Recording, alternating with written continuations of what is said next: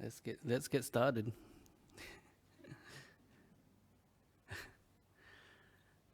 So it's good to see quite a few people, hey? Yeah. I think what is it? Nightclubs are opening tonight. So one more good deed before you go out, hey? Just joking.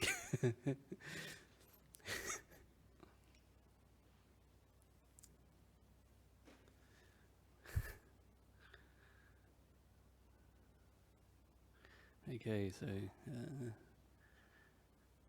so yeah, just it's kind of interesting to, just for myself anyways, just being asked to give a talk here tonight.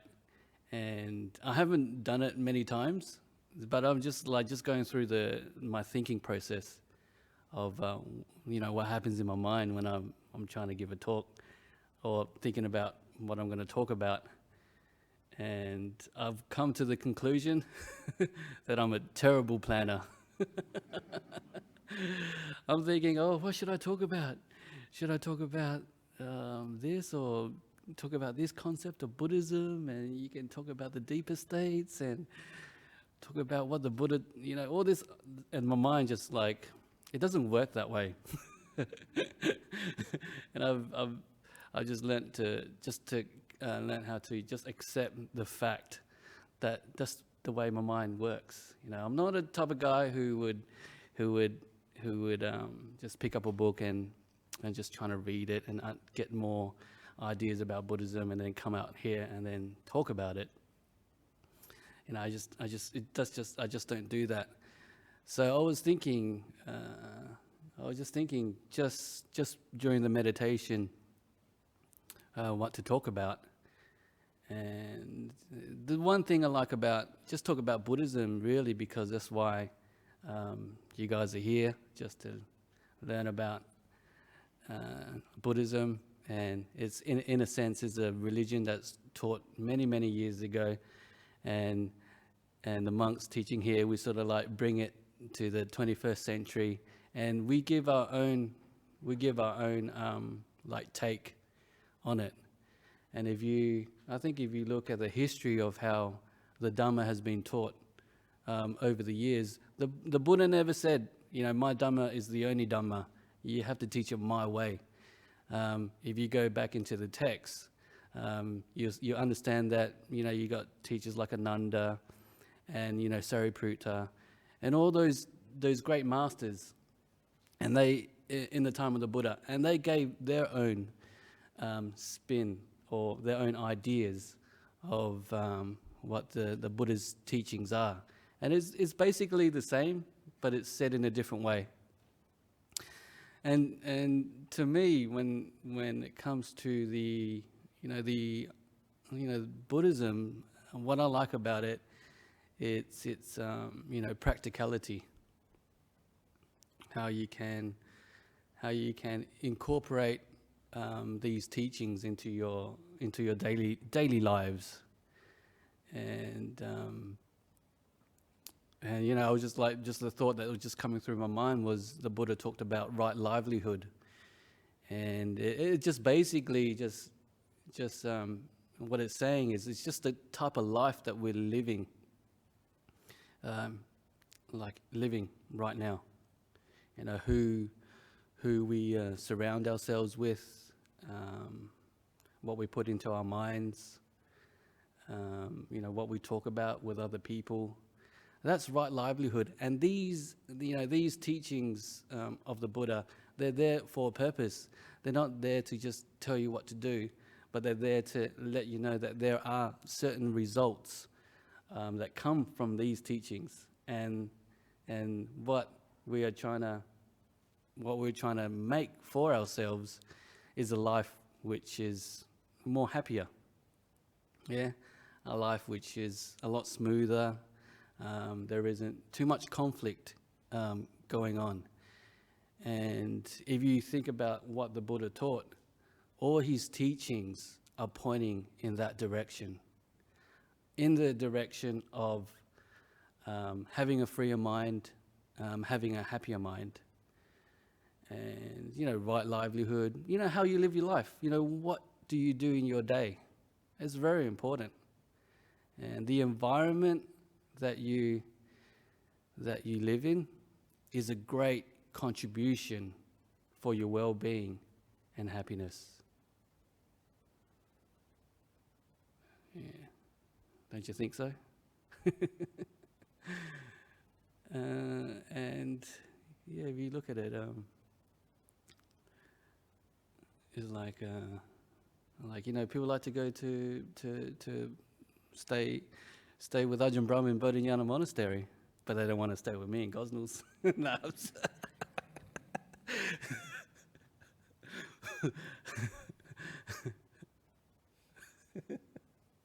Because, but if you stay with me in Gosnells, you probably end up laughing like me.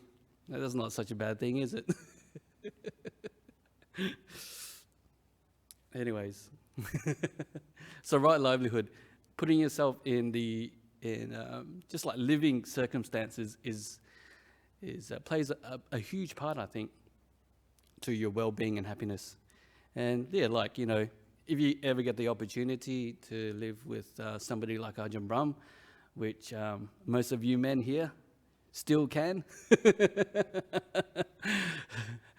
you can take that opportunity and see what an environment which is geared towards, a simple lifestyle, people just treating each other, treating each other in a manner where we respect one another's happiness, and we treat each other understanding how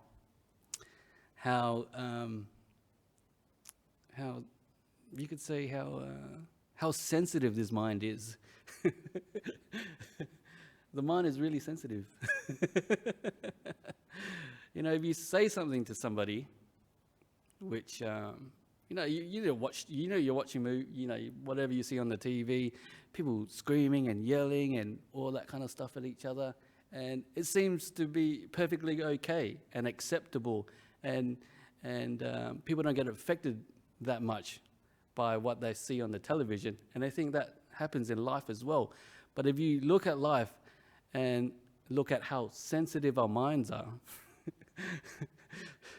then you'll start to understand that the way we treat each other, we have to be, you have to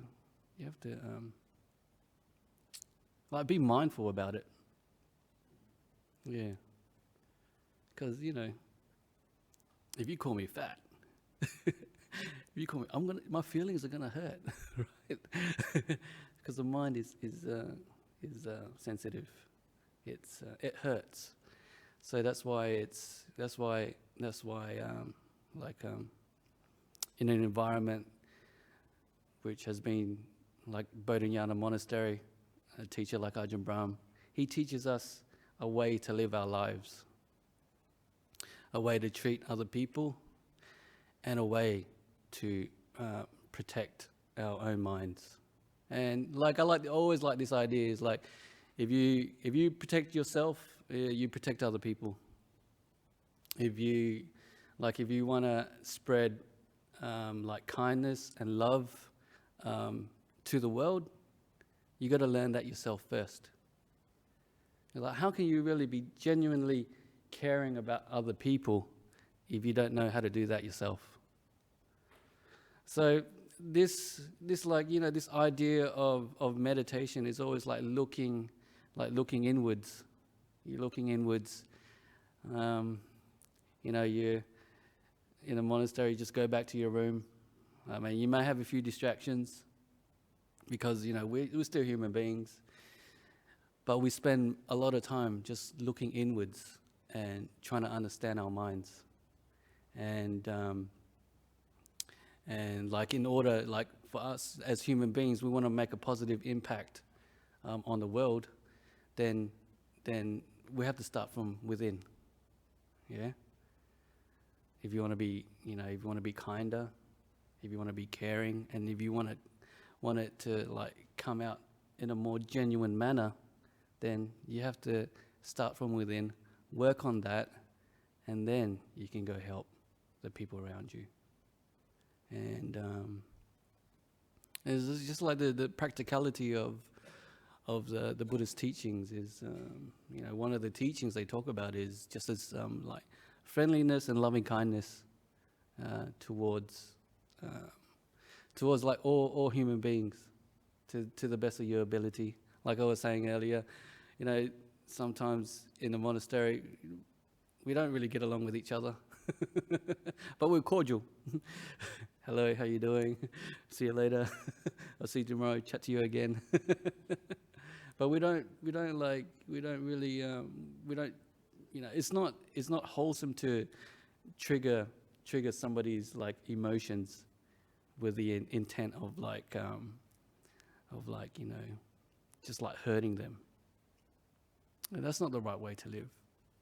We try to avoid doing that as human beings.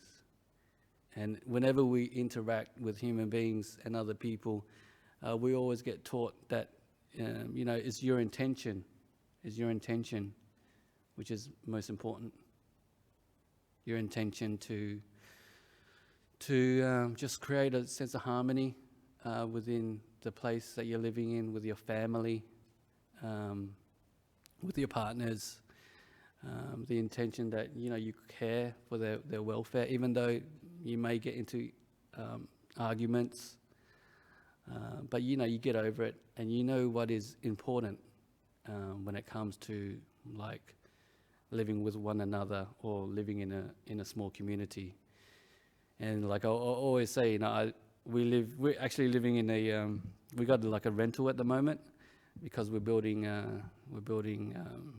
the Stocker Road property, and it's just like 3 guys in a house, and some, you just got to be careful, because if you upset somebody, then they may not be able to let go. They may hold a grudge, and it just makes the environment difficult to live in.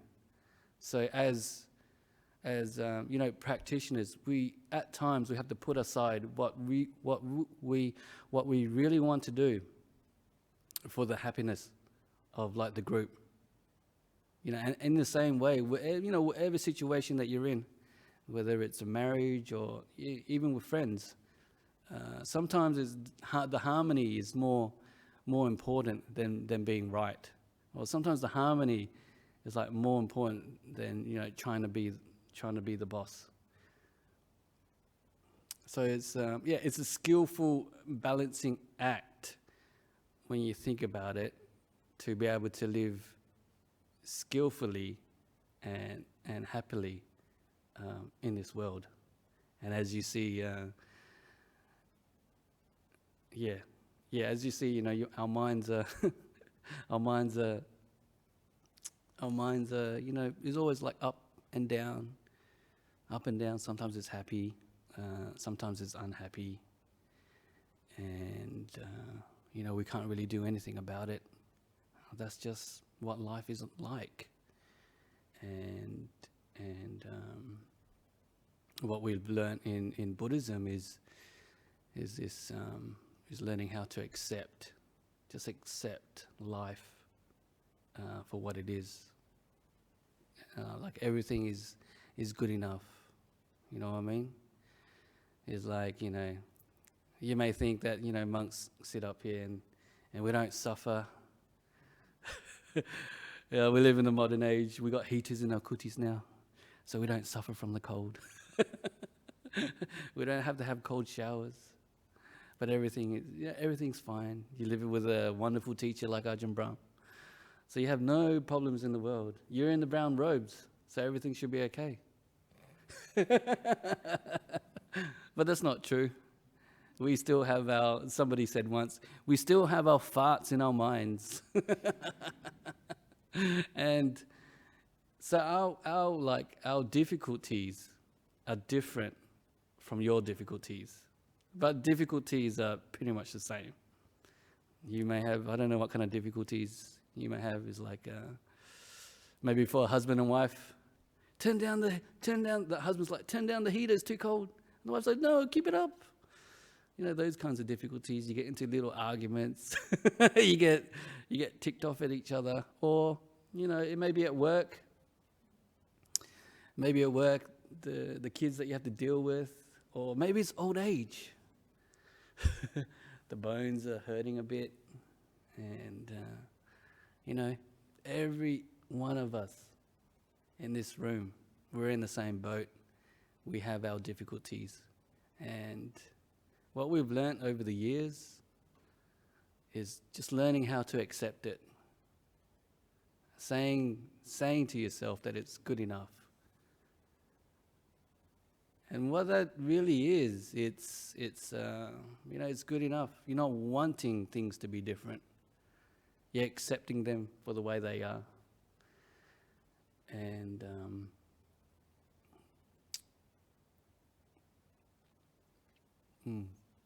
accepting them for the way they are. Because sometimes, when you're in a lot of pain, that pain doesn't really go away. You can take a lot of medication. You can see therapists, chiropractors, or whatever. You do what you can to alleviate it. But if you can't, then you get to a point where there's nothing else to do but to accept it.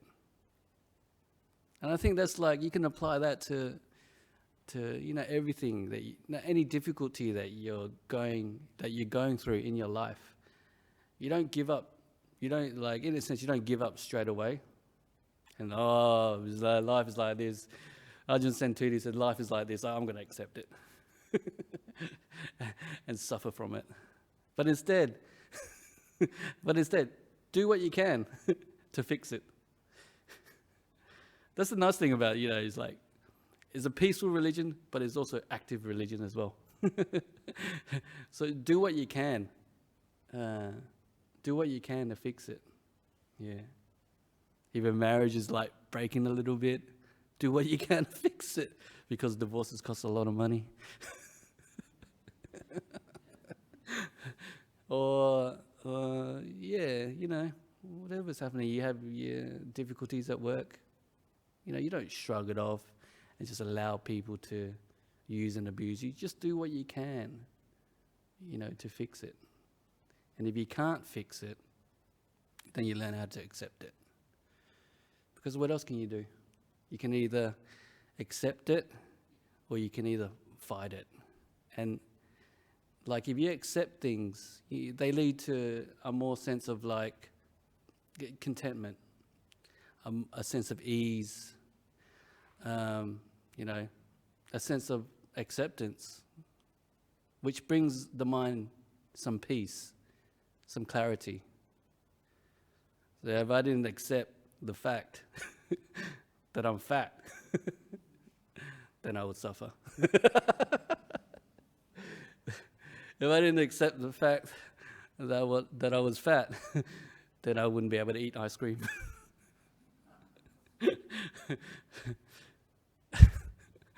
But if you look at the other side, the other side of acceptance is fighting the situation. You know what I mean? Becoming the fighter. You're fighting a battle that you can never win. And what does that lead to? All this fighting. It just leads to more strain in the brain, more frustration, more difficulty. Yeah. It's just that's the causal link. Our life is things just linking up one moment after another. When you do something, there is a result. And like I was saying earlier, if you have if you're able to learn how to accept whatever's going on in your life, the result of that is a more peaceful, a more contented life. But if if you want to fight, you want to change things, you want to will yourself to make things different, then you're just fighting against the world. and the world is always bigger than you, always stronger than you. Or fighting against nature, that's even more accurate. Nature, the nature of the body is always sick. Or fighting the nature of the mind. Why does the mind get upset? Why does it feel sad? Fighting against nature. All you end up with is more, just more suffering, yeah? Just more hardship, more difficulties. Yeah. So, yeah. It was, how was everybody's life going during this COVID? Not bad. It's good to see people out. What is it? Tomorrow is stage 4, is it? Yeah. So you can go to a restaurant and drink a cola standing up.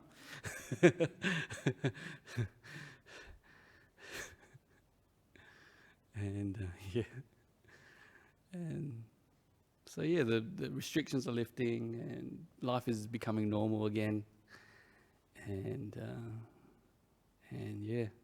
it is a whole new experience for us, just to be just the fear that comes with getting sick, and also the inability to do stuff. That's just, it challenges us, but it also sort of teaches us that, hey, this mind is adaptable.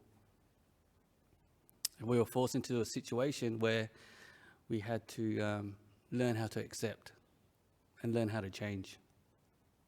And just understanding that the mind is adaptable. You can go to many different places and just fit in and just cruise on with life.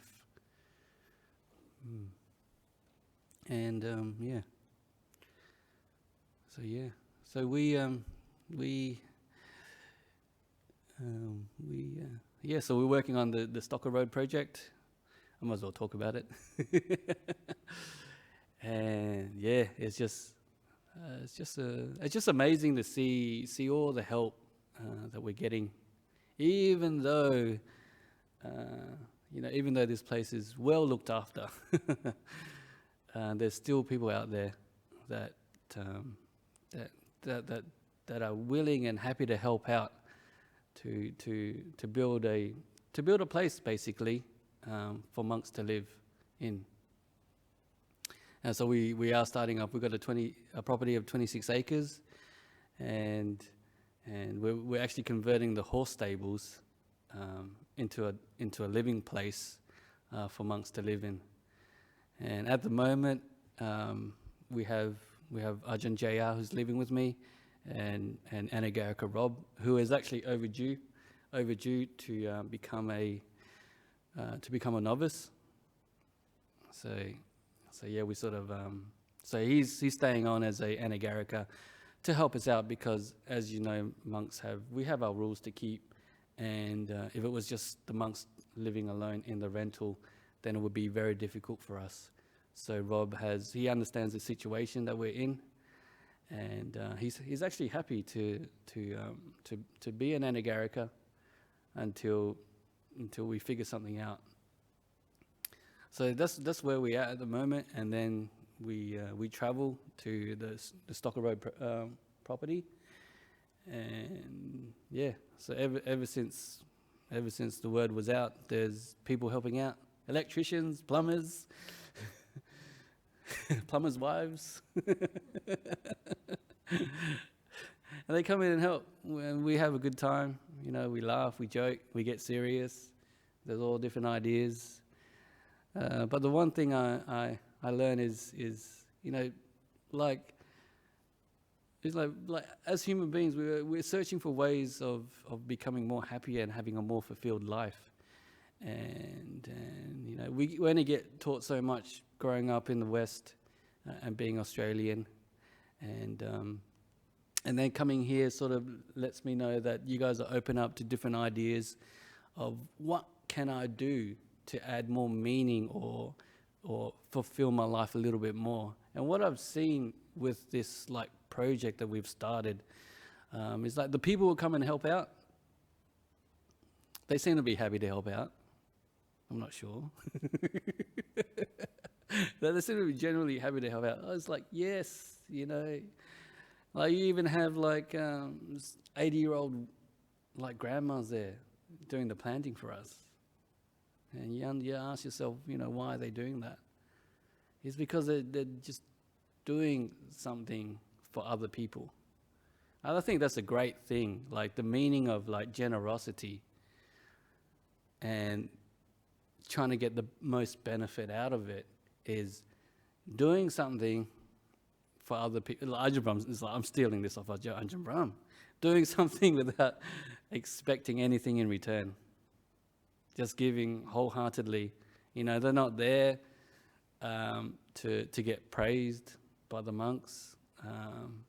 They're not there, to show off. They're just there to help out. And what that does, I think, is like it brings people together. We are social human beings. We need to interact. Otherwise what? Otherwise we might go cuckoo. You go cuckoo.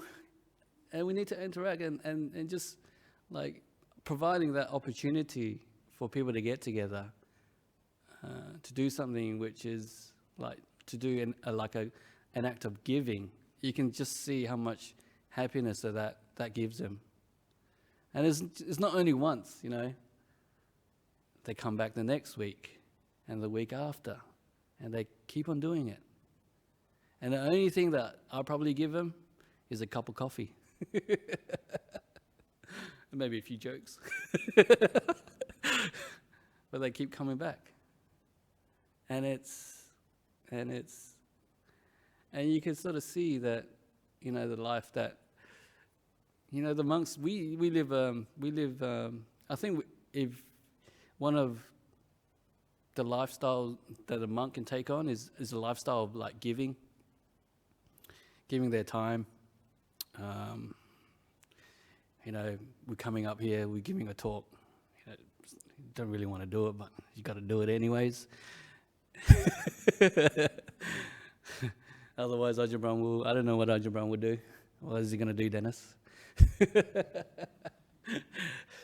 It's like, it's like a part of just giving, and it's just one of the things that we get.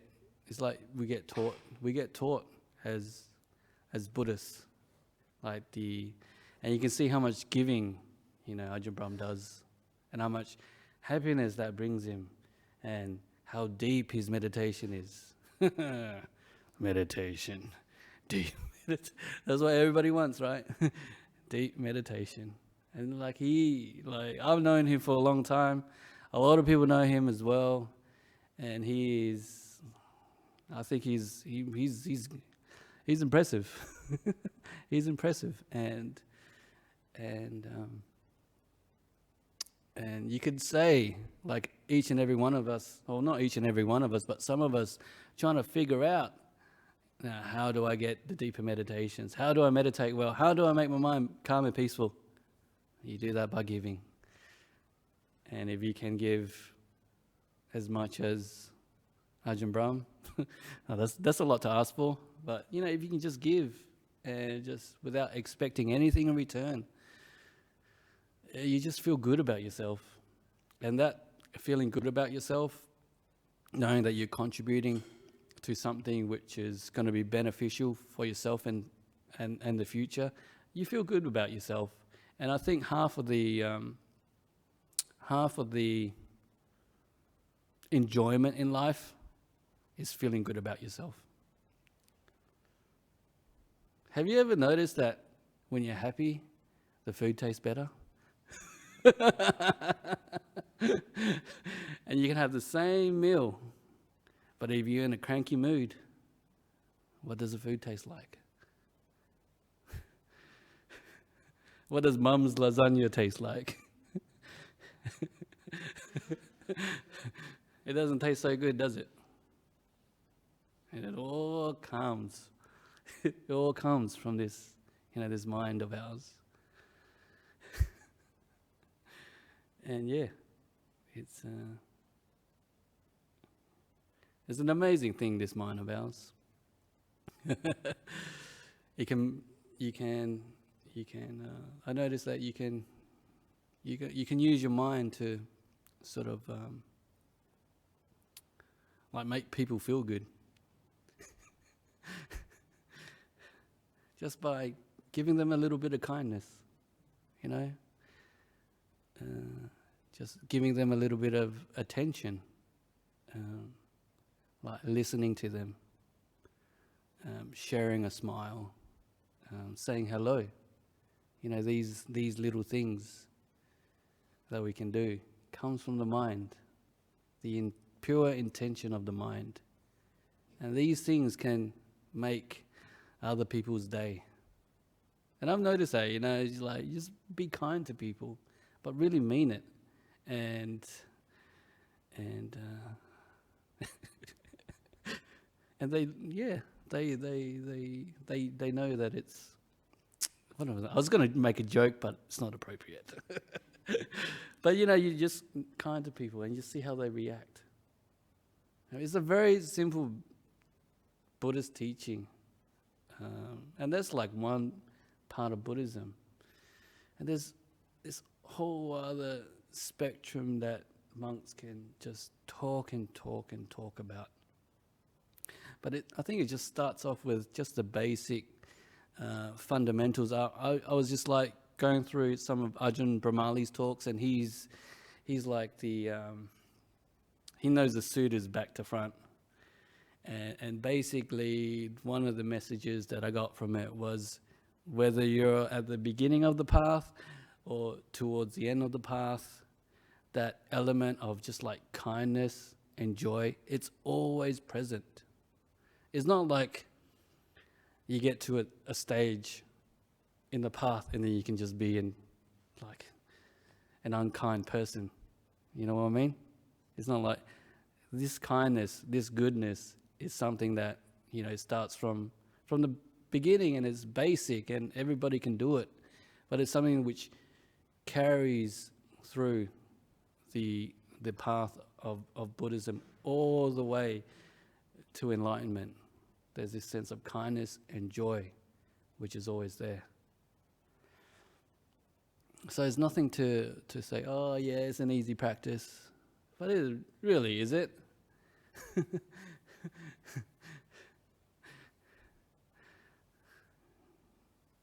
I remember when I was a kid, I gave away, I like to give away stuff, especially when it's not mine.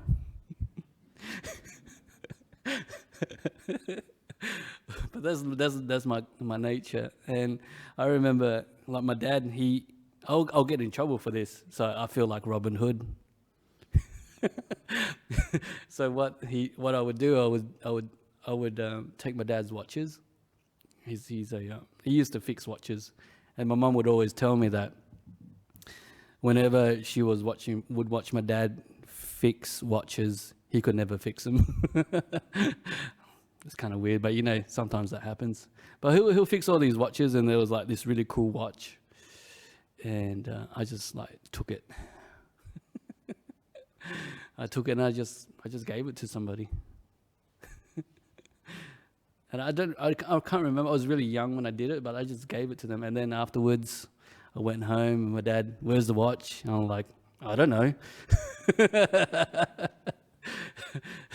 And he figured out that I gave it away. And then afterwards, I felt like Robin Hood. I committed a crime to make other people happy. But this was a long, long time ago. But then it's sort of like it's kind of interesting, because the other day, because sometimes as a monk, I'll go to my mother and I ask for stuff, and she says, if I give it to you, you better not give it to anybody else. Because she knows that if I don't use it, I'll give it to somebody else. And that's the thing, you just giving your a possession. How hard is it? It's pretty hard for some people, right? Like giving something that belongs to yourself to another person. It's something which is something that we haven't been taught when we were younger. But, try it and see how that makes you feel. I mean, when I was growing up and in Perth, yes, in Perth, and I didn't come across Buddhism, and like this idea of giving wasn't present with my friends and I. If we go out, we'll buy our own tickets to the movie, or if we go out, we pay for our own food. And if we go out to the pub, we definitely pay for our own drinks because we get to drink it all. But then it was sort of like, I remember buying them drinks. And there's like something that never happened in our circle before, just buying your mates drinks. We were kind of young and stuff. And it was like, okay, that's kind of shocking. What do I do now? And then my mates, he started to buy drinks for us, and we started to buy drinks for each other. And we felt good. We don't know if it was the kindness or if it was the alcohol, but we felt good. But then it's sort of like just opening up our minds to this idea of sharing. And it is true, sharing is caring. But but yeah, we talk about all this stuff, but then it's like when we're living, I think like when you're talking about this, like there's always different styles of Buddhism out there. You have the Tibetan, you have the like the Mahayana, and you have like the what we do here. Like you can understand that this is what we kind of teach here is the just being good people, being kind to one another. Another thing is to like learn how to calm the mind down through the practice of meditation. And then from that calmness of the mind, then the deeper state, the deeper side of Buddhism, which is the enlightenment, the understanding of non-self, suffering, impermanence. So what we have here is maybe unique to other traditions, but sometimes the deeper paths, the deeper side of this path is sometimes inconceivable, and it sometimes really hurts our head trying to think about it. And even Ajahn Chah, Ajahn Chah was Ajahn Brahm's teacher, and he talked about just basically overthinking. And he said if you're a monk and you overthink like anything really, but he was talking about the deeper states of the practice. Like if you overthink the ideas of like non-self, your head will explode. So it's like, okay, when I heard that, I got the message. It's like these deeper states is they're nice.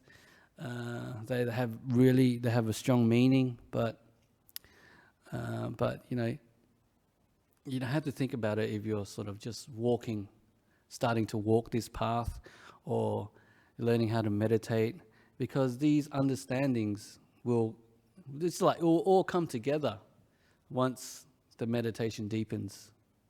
But putting the deeper ideas aside, what I really like about what is offered here is the practice of meditation.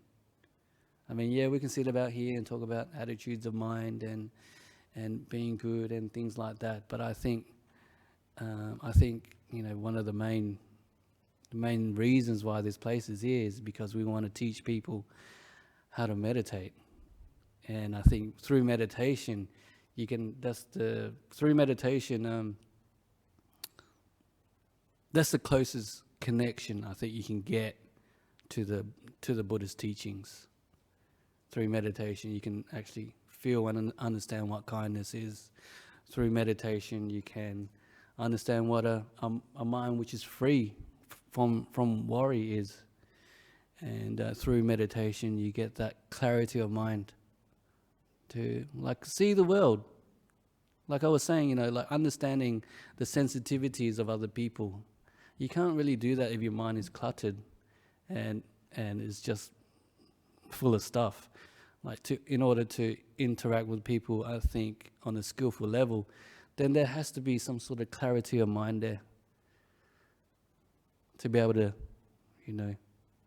interact in a wise manner.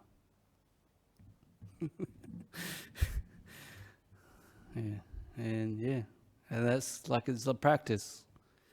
It's like, I've been doing it for a while. Dennis has been around, Nicholas, Eddie. You're still practicing, right? Yeah.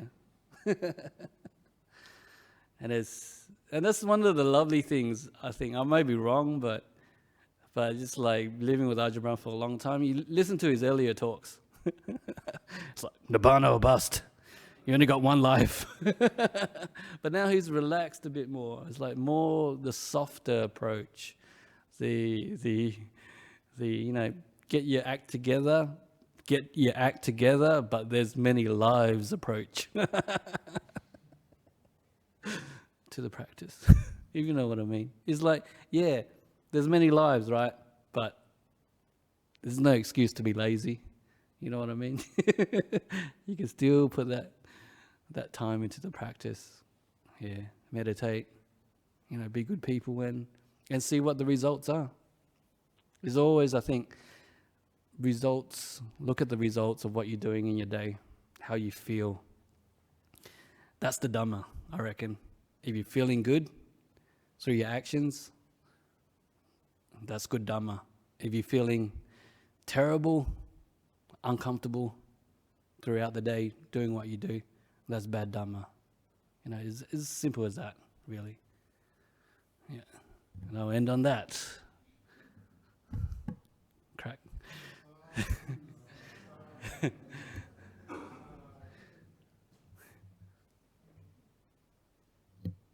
Any questions? Yes, ma'am. Oh, which one first?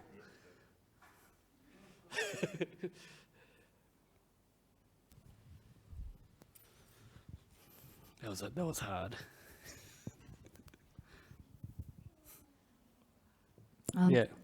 Thank you, Ajahn, for tonight. It's always lovely to hear you laughing and smiling and lifting our hearts. Oh, good. And meditation is such a precious, beautiful thing. Yeah.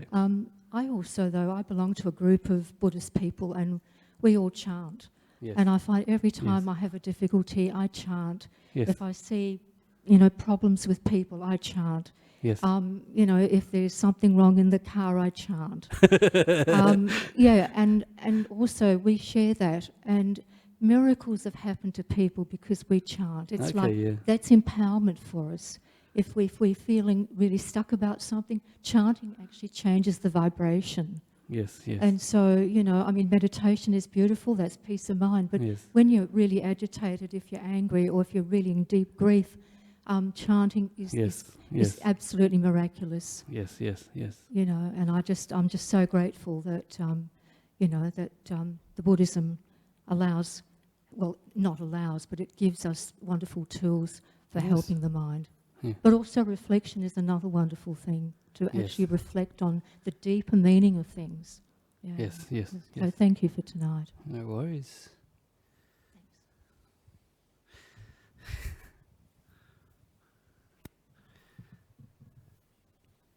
Any more questions? Oh, Eddie. Go on, Eddie. It's not a Friday night without a question from Eddie, right? Ajahn Santutthi, just listening to your talk, it came to my mind what the Buddha was trying to tell us, all right? The Buddha was trying to tell us to look inside, to find our happiness, He was telling us we can't find happiness from outside, all right? Now, coming to, on the broader sense, the world scene, the world, there's so much unrest in the world.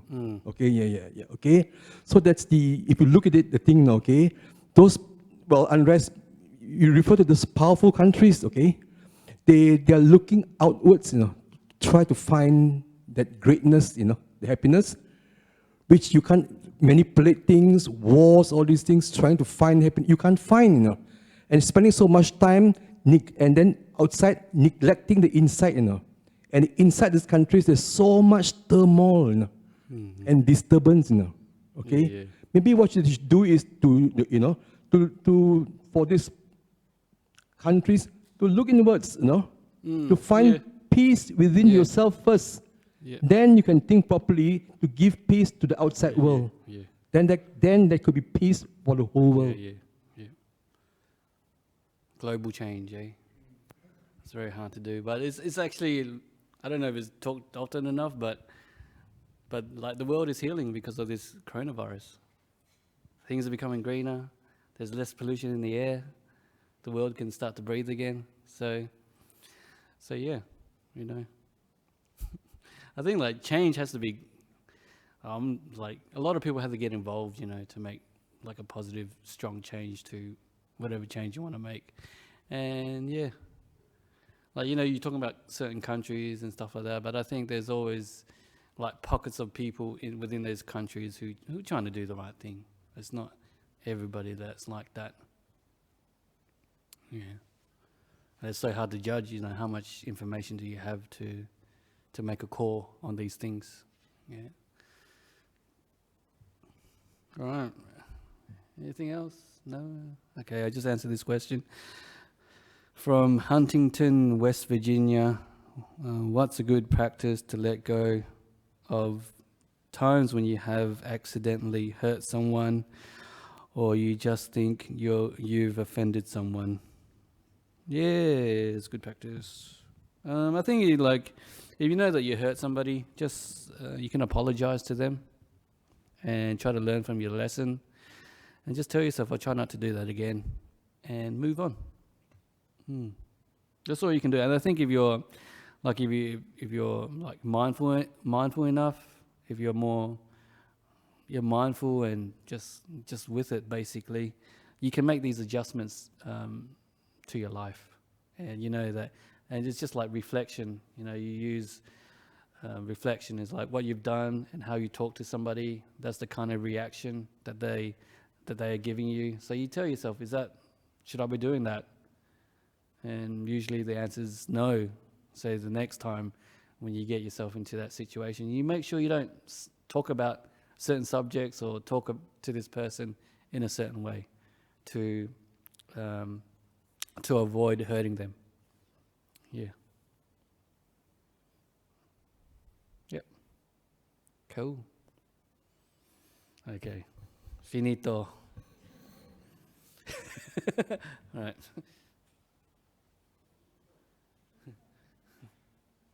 Okay, we can bow 3 times to the Buddha Dhamma Sangha if you want to. Huh? That's it.